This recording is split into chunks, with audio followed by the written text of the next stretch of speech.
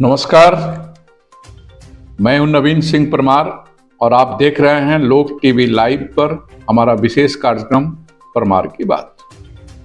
आज माघ कृष्ण पक्ष की 7वीं तिथि है, तदनुसार 2 फरवरी 2024 है। आज के दिन के बारे में अगर हम विशेष चर्चा करें तो आज भारत के प्रसिद्ध लेखक, स्तंभकार, पत्रकार खुशवंत सिंह जी व भारत सरकार के नेहरू मंत्रिमंडल की सदस्य, महान स्वतंत्रता सेनानी और भारत में अत्याधुनिक अस्पताल के नाम से जाने जाने वाला एम्स नई दिल्ली की कल्पनाकार राजकुमारी अमृत कौर जी का जन्मदिन है। दोनों लोग अब इस दुनिया में नहीं रहे। लोक टीवी परिवार की ओर से देश के दोनों महान हस्तियों को भावपूर्ण श्रद्धांजलि, नमन। मित्रों, हम आज की अगर इतिहास की चर्चा करें तो 1952 में आज के ही दिन मद्रास में भारत ने पहला टेस्ट क्रिकेट जीता था। वहीं 1953 में आज के ही दिन खादी ग्राम उद्योग बोर्ड की गठन की गई थी। ये 2 महत्वपूर्ण घटनाएं हैं जिन्हें हम 2 फरवरी के दिन विशेष के रूप में जानते हैं। 2 फरवरी है और स्वाभाविक है कि आप कुछ घटनाक्रमों के बारे में भी जानना चाहेंगे। तो जो कल बीत गया यानी 1 फरवरी को केंद्रीय सरकार का अंतरिम बजट आ गया है, जिसे आपने विभिन्न चैनलों के माध्यम से, समाचार पत्रों के माध्यम से जाना और समझा होगा।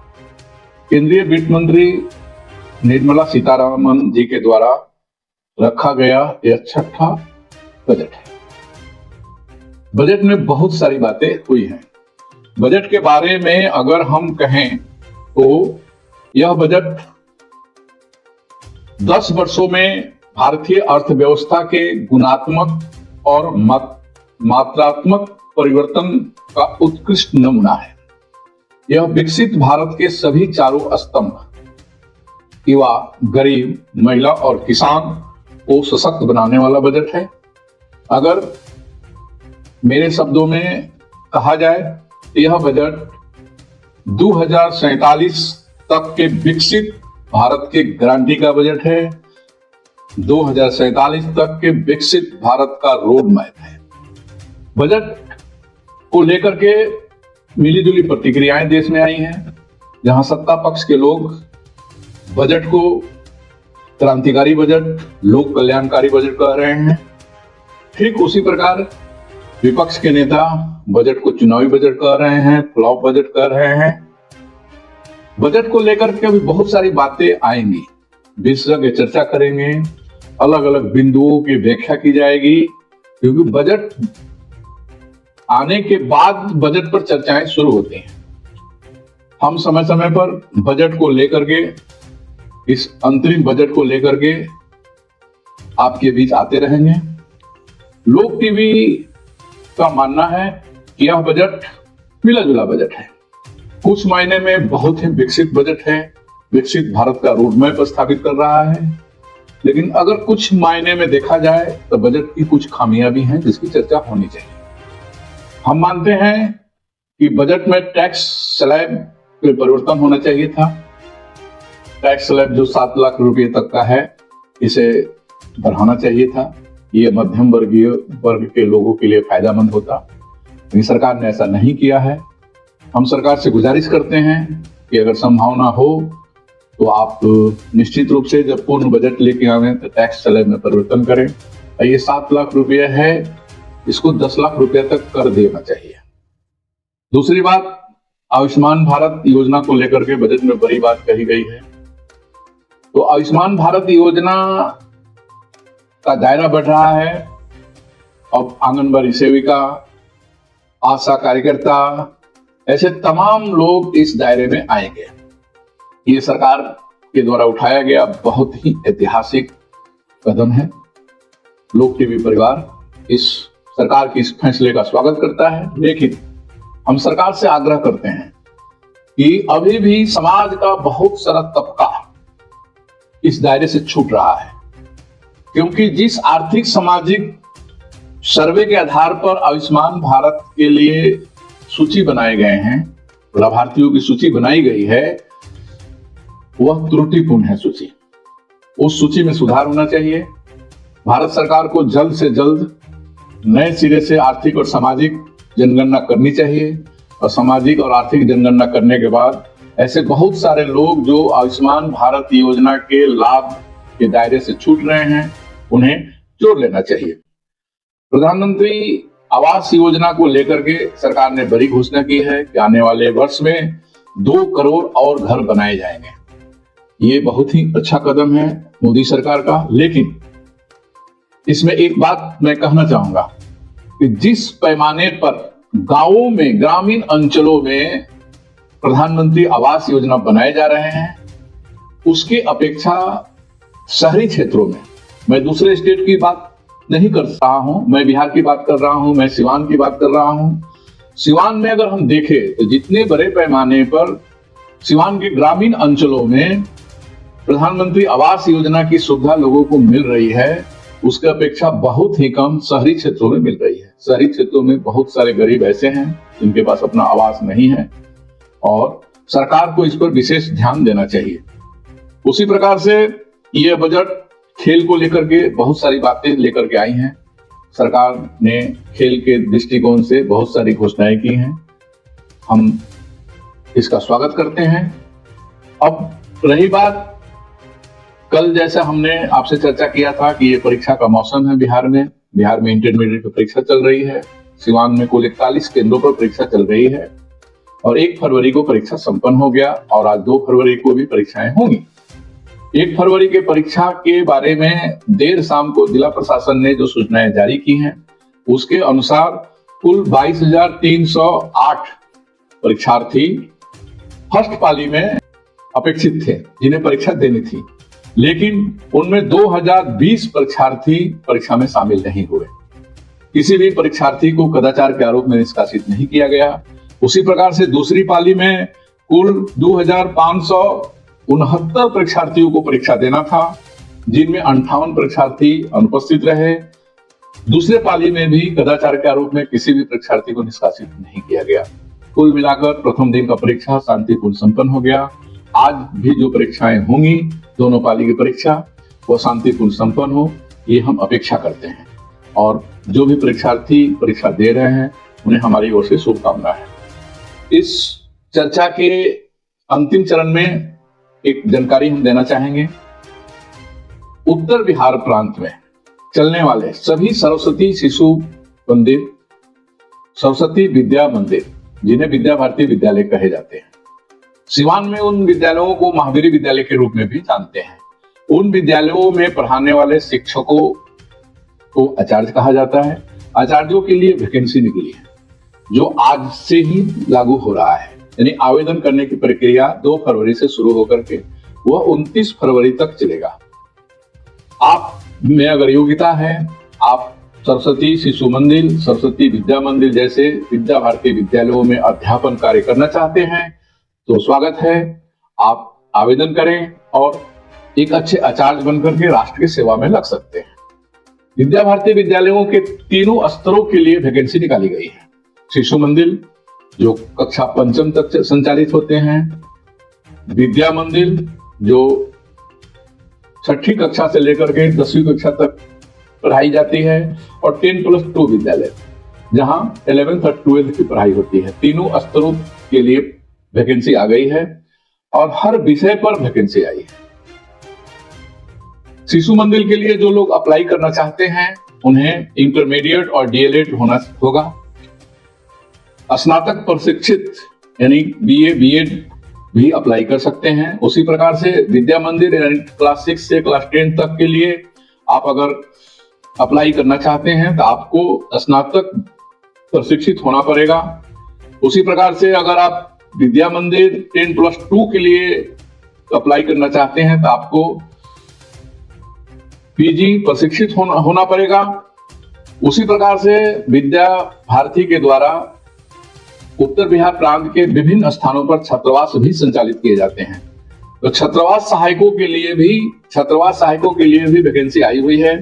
आप अगर स्नातक, न्यूनतम स्नातक हैं तो आप छात्रावास सहायक के लिए आवेदन कर सकते हैं।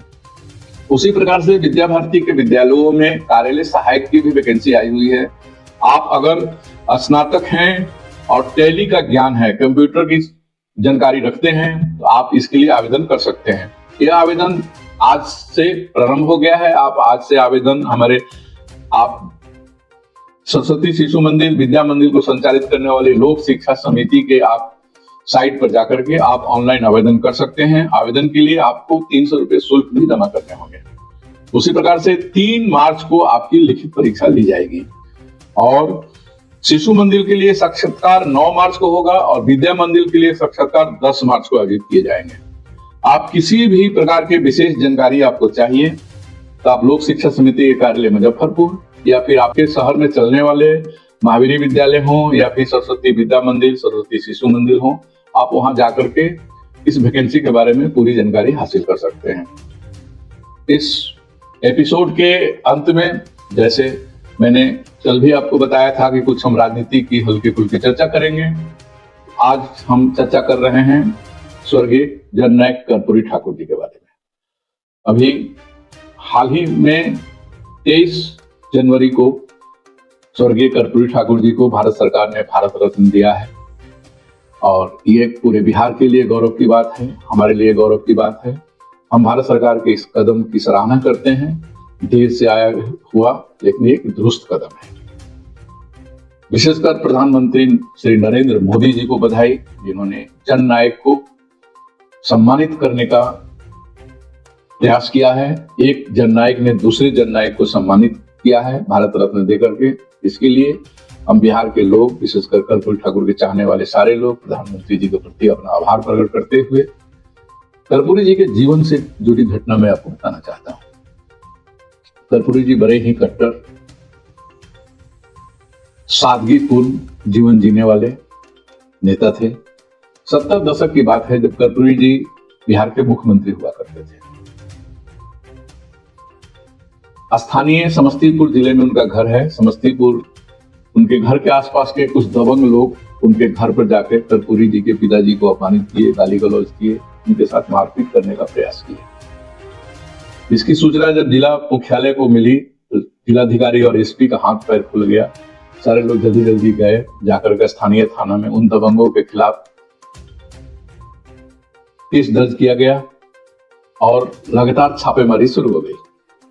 इसकी सूचना कुछ घंटों के बाद, आज की तरह मोबाइल की व्यवस्था थी नहीं, लैंडलाइन थे। लैंडलाइन से जब सूचना जिलाधिकारी ने मुख्यमंत्री को देने का प्रयास किया तो मुख्यमंत्री जी फोन के पास उपलब्ध नहीं थे।